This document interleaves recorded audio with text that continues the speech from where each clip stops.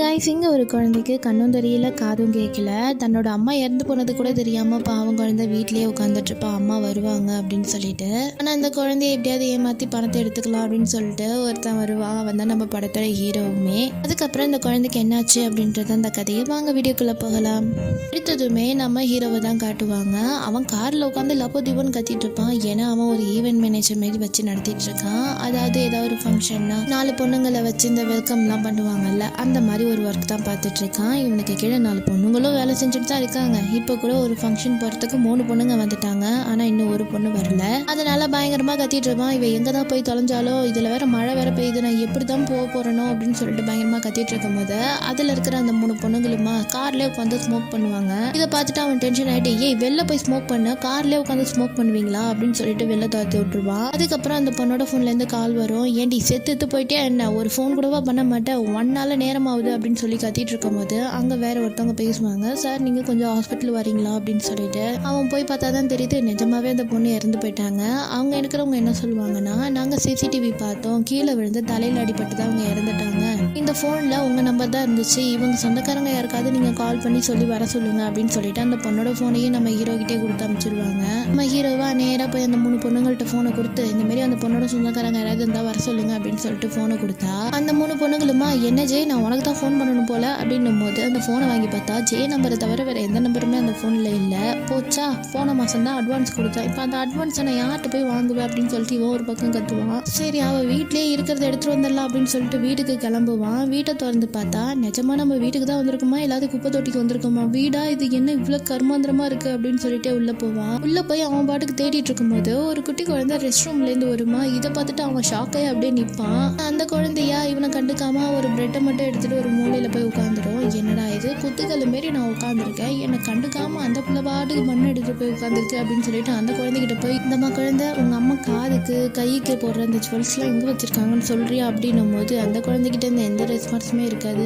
சரியா போச்சு போ அப்படின்னு சொல்லிட்டு இவன் பாட்டுக்கு என்னென்னமோ தேடணும் கிடைக்காதனால ஸ்மோக் பண்ணலான்னு ஸ்மோக் பண்ணும்போது அந்த ஸ்மெல் அந்த குழந்தைக்கு பட்டு கீழே கையை வச்சு தட்டிட்டு இருப்பா. இதை பார்த்துட்டு இவனும் போய் தட்டுவான். அந்த குழந்தைய ஓடி போய் கட்டி பிடிச்சிட்டு முகத்தெல்லாம் தடவி பார்க்கும்போது தான் தெரியுது இது வேற யாரோ அப்படின்னு சொல்லிட்டு பயங்கரமாக கத்த ஆரம்பிச்சிருவா. இதை பார்த்துட்டு அவருமா, இப்போ எதுக்கு நீ கத்திட்டு இருக்கா அப்படின்னு சொல்லிட்டு கிட்ட போய்க்குள்ள இவன் கையை வேற அந்த குழந்தை கடிச்சிருமா. இவனும் சேர்ந்து கத்துவான். வெளியே வேற, யாரு உள்ள இருக்கீங்க, இப்போ கதவு திறக்க போறீங்களா இல்லையான்னு சொல்லிட்டு ஒரு லேடி வேற கதவு தட்டிட்டு இருப்பாங்க. தான் இந்த வீட்டுக்கு வந்தனும் அப்படின்னு சொல்லிட்டு கதவு திறந்து பார்த்தா அந்த வீட்டோட ஓனர் தான் அவங்க வந்திருப்பாங்க. நீ இவ்வளோ நாள் ஆச்சா உனக்கு வரத்துக்கு அப்படின்னு சொல்லிட்டு ரொம்ப தெரிஞ்ச மாதிரி பேசுவாங்க. நம்ம ஹீரோவா, யார் நீங்க அப்படின்னும் போது இந்த வீட்டோட ஓனர் நான் தான், அதான் உன் பொண்டாட்டி இந்த வீட்டை லீஸ்க்கு எடுத்திருந்தா, லீஸ் முடிய போகிறதுனால அந்த அட்வான்ஸ் பணத்தை கொடுக்கலான்னு தான் வந்தேன் அப்படின்னும் போது, அட்வான்ஸ் பணமா, அது எவ்வளோ வரும் அப்படின்னும் போது $80,000 வரும் அப்படின்னும் போது அவ்வளோதான் நம்ம ஹீரோ. ஆமாம் நான் தான் அவளோட ஹஸ்பண்டு, இதான் என் குழந்தை அப்படின்னு சொல்லிட்டு அந்த அமௌண்ட்டை எப்படியாவது வாங்கிட்டு போயிடலான்னு நினைப்பான். ஆனால் இப்போ இல்லை நான் அப்புறமா தரேன்னு சொல்லிட்டு அந்த லேடி போயிடுவாங்க. இவனுமா எப்படி இன்னும் கொஞ்ச நாள் இந்த குழந்தைக்கு அப்பாவாக நடிச்சு அந்த காசை வாங்கிட்டு போயிடலாம் அப்படின்னு சொல்லிட்டு அங்கேயே இருக்க ஆரம்பிப்பான். ஆனால் அந்த குழந்தைக்கு கண்ணு தெரியல காது கேட்கலன்றது அப்புறமா தான் இவனுக்கு தெரிய ஆரம்பிக்கும். இந்த குழந்தைக்கு ஒவ்வொன்றா சொல்லி தரணும் அப்படின்னு சொல்லிட்டு இந்த ஏபிசிடி அப்புறம் ஆவண்ணா அந்த மாரி அவங்க லாங்குவேஜில் உள்ள எல்லாத்தையும் வாங்கிட்டு வந்து ஒன்று ஒன்றா சொல்லி கொடுப்பான். அந்த குழந்தை உடனே கற்றுப்பா எல்லாத்தையும். நம்ம ஹீரோவுமா, இந்த குழந்தை ரொம்ப புத்திசாலியாக இருக்கு அப்படின்னு சொல்லிட்டு அந்த குழந்தையோட தலையில் தடவிலாம் விடுவானா. அந்த குழந்தைக்கு ரொம்ப சந்தோஷமாக இருக்கும். அதுக்கப்புறம் பேங்க்லேருந்து நிறைய பேர் வந்து இந்த வீட்டில் இருக்கிறவங்க நிறைய கடன் வாங்கியிருக்காங்க, வீட்டில் இருக்கிறது எல்லாத்தையும் நாங்கள் ஜப்தி பண்ண போகிறோம் அப்படின்னும் போது இது வேறையா அப்படின்னு சொல்லிட்டு நீங்கள் யாருன்னு கேட்பாங்க. நான் தான் அவனோட புருஷன் அப்படின்னும் போது அவனோட லேப்டாப்பையும் சேர்ந்து ஜப்தி பண்ணிட்டு போயிடுவாங்க. என்ன கொடுமை இது, அந்த $80,000 வரட்டும் அப்புறம் வச்சுக்கிறேன்னும் போது அந்த பேங்க்ல இருக்கிறவங்களாம் அந்த $80,000 எனக்கு தான் அப்படின்னும் போது கிழிஞ்சு போச்சு போ, இதை நம்பி தான் இருந்தேன் இதுவும் போச்சா அப்படின்ட்டு இந்த குழந்தைய பார்த்துட்டு இருக்கும்போது இந்த குழந்தைய விட்டு போகவும் முடியல. என்னதான் பண்ணுறதுன்னு தெரியாமல் இருக்கும்போது அவன் ஃபோன் எடுத்து செக் பண்ணக்குள்ள அவங்க ஆண்ட்டுக்கு 30,000 பணம் கொடுத்துருப்பா போல. சரி அந்த 30,000 பணத்தையாவது வாங்கிட்டு நம்ம செட்டில் ஆகிடலாம் அப்படின்னு சொல்லிட்டு அவங்கள தேடுன்னு தேடுவான். தேடும் போது தான் தெரியுது அவங்களே ஏமாற்றி தான் இவகிட்ட வாங்கிட்டு போயிருக்காங்க அப்படின்னு சொல்லிட்டு கடைசியாக இருந்த நம்பிக்கையும் போச்சா. இப்போ ஒன்றுமே இல்லாமல் நான் என்ன தான் பண்ணுறது அப்படின்ட்டு இருக்கும்போது இவனுக்கு ஒரு ஃபோன் வரும். என்னடான்னு பார்த்தா இவனுக்கு கீழே வேலை செஞ்சுட்டு இருந்த பொண்ணுங்களெல்லாம் அவன் ஃப்ரெண்டு கரெக்ட் பண்ணி அவன் ஈவென்ட் மேனேஜராக ஆகிடுவான். இவனுக்கு வேலையும் போச்சு, போச்சு அப்படின்னு சொல்லக்குள்ள இப்போ அவனுக்கு சுத்தமாக நம்பிக்கையே இல்லாமல் போயிடுச்சு. ஆமாம், பணமே இல்லாமல் நம்ம என்ன பண்ணுறதுன்னு தெரியல, இந்த குழந்தைய வச்சுக்கிட்டு என்ன பண்ண போகிறோம், வேலையும் இல்லை ஒன்றும் இல்லை, இந்த வர இருந்த காசும் போச்சு, இப்போ என்ன தான் பண்ண போகிறேன் அப்படின்னு சொல்லிட்டு இருக்கும்போது சரி வேற எங்கேயாவது போய்க்கலாம் அப்படின்னு சொல்லிட்டு இந்த குழந்தைய கூட்டிட்டு தான் காரில் போயிட்டுருப்பான். இதுதான் ஃபர்ஸ்ட் டைம் காரில் வர்றதுனால ரொம்ப சந்தோஷமாக வருவா. இதை பார்க்கும்போது அவனுக்கே சந்தோஷமாக இருக்கும். அதுக்கப்புறம் ரொம்ப பசிக்குது அப்படின்னு சொல்லிட்டு அங்கே ஒரு தர்பூசணி தோட்டம் இருக்கும், அதுலேருந்து ஒரு தர்பூசணி எப்படியாவது எடுத்துகிட்டு வந்துடலாம் யாருக்கும் தெரியாமல் அப்படின்னு சொல்லிட்டு இவன் போய் ஒன்று எடுத்துகிட்டு வந்திருந்தா கூட எந்த பிரச்சனையும் இருக்காது. காயாக குத்தி குத்தி சாப்பிட்டு எல்லா காயும் ஓட்ட பண்ணிவிட்டு ஒரு காயை மட்டும் தூக்கிட்டு வந்துடுவான். இதில் அங்கே வேறு சிசிடிவி கேமரா வேறு இருக்கா, இதில் எல்லாம் ரெக்கார்ட் ஆகும். இது இந்த பைத்தியக்கார பையனுக்கு தெரியல, இவன் பாட்டுக்கு எடுத்துகிட்டு போயிட்டுவான் ஒரு நதி பக்கம். இது பேர் தர்பூசணி அப்படின்னு சொல்லிட்டு கையில் எழுதி காட்டும் போது அந்த குழந்தை திரும்ப அவனோட கையில் எழுதும். நீ ரொம்ப அறிவாளியாக இருக்க, உடனே எல்லாத்தையும் கற்றுக்குற அப்படின்னு சொல்லிட்டு 2 பேரும் ஜாலியாக விளாண்டுட்டு இருக்கும்போது அங்கே ஒரு லேடி வருவாங்க.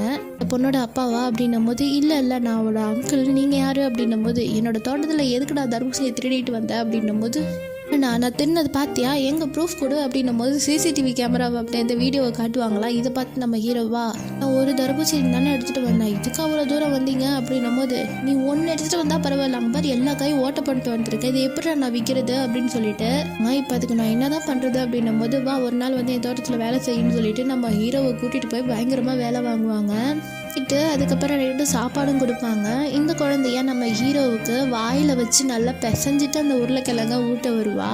நம்ம ஹீரோவுமா திரும்பவும் இப்படி பண்ணுறியா, இப்படிலாம் பண்ணக்கூடாது அப்படின்னு சொல்லிட்டு இருக்கும்போது லேடியோட அப்பா என்ன சொல்லுவாங்கன்னா, அந்த குழந்தை உன் மேலே ரொம்ப பாசம் வச்சுருக்கா, அதனால தான் அப்படி பண்ணுறா அப்படின்னும் போது நம்ம ஹீரோவா என் மேலே இவ்வளோ பாசம் வச்சுருக்கானே எனக்கு தெரியலையே அப்படின்னு சொல்லிட்டு பார்த்துட்ருப்பான். அப்புறம் அந்த விவசாய இடத்துலையே டெய்லி வேலை பார்க்க ஆரம்பிச்சிருவான். ஒரு நாளைக்கு $80 அப்படின்னு சொன்னதுனால டெய்லி அங்கேயே வேலை பார்த்துட்டு இருக்கும்போது அந்த குழந்தைய ரொம்ப நல்லா பார்த்துப்பான், அவ்வளோ பாசமாக பார்த்துப்பான். அந்த குழந்தைக்கு அழகாக வாட்டர்மெலன் ட்ரெஸ்ஸு அது இதுன்னு சொல்லிட்டு எல்லாம் வாங்கி கொடுத்து பாசமாக பார்த்துட்டு கடற்கரைக்கெலாம் கூப்பிட்டு போவான். கூப்பிட்டு போயிட்டு இதுக்கப்புறம் நம்மளால் பார்த்துக்க முடியாது, எனக்கு வேலையும் இல்லை, நான் இந்த வேலை செஞ்சேன் இந்த குழந்தைய எப்படி நான் பார்க்குறது அப்படின்னு சொல்லிட்டு ஒரு அனாதை ஹோமில் விட்டுடலாம் அப்படின்னு சொல்லிட்டு அந்த குழந்தைய போய் உட்கார வச்சுட்டு இவன் பாட்டுக்கு எழுதி கொடுத்துட்டு அந்த குழந்தைக்கு நான் எங்கே இருக்கேன்னே தெரியாமல் அவனை பார்த்து சிரிச்சுக்கிட்டே இருக்கும். இவனுமா அந்த குழந்தைக்கு பொம்மைலாம் கொடுத்துட்டு அந்த குழந்தைக்கு பிடிச்ச பண்ணையும் கொடுத்துட்டு அவன் பாட்டு கிளம்பிடுவான். ஆனால் அந்த குழந்தைக்கு அது தெரியாது, இவன் பக்கத்தில் தான் இருக்கான் அப்படின்னு சொல்லிட்டு அதை சிரிச்சுக்கிட்டே சாப்பிட்டுட்டு இருப்பா குழந்தை. அதுக்கப்புறம் பக்கத்துலலாம் தடவி பார்க்கும்போது அவன் இல்லையா, அவளுக்கு ரொம்ப கஷ்டமாக இருக்கும், வேற எங்கேயாவது போயிருப்பாளோ அப்படின்னு சொல்லிட்டு எங்கேயாவது போயிட்டானோ அப்படின்னு சொல்லிட்டு தடவிட்டு வரும்போது கடைசியில் ஒரு கண்ணாடி தான் இருக்கும். அந்த கண்ணாடி கிட்ட பயங்கரமாக தட்டி அழுவா, நம்மளை விட்டுட்டு போயிட்டாங்க போல அப்படின்னு சொல்லிட்டு ரொம்ப அழுதுட்டு நிற்பா. பாவம் குழந்தை போயிருக்க மாட்டான், அவன் அந்த சைடு நின்று பயங்கரமாக அழுவான். ஏனே தெரியாது இந்த குழந்தைக்கு என்ன, ஆனால் என் மேலே இவ்வளோ பாசம் வச்சுருக்காளா அப்படின்னு சொல்லிட்டு அந்த கதவை திறந்துட்டு போனால் அந்த குழந்தை பயங்கரமாக அடிப்பான் அவனை போட்டு.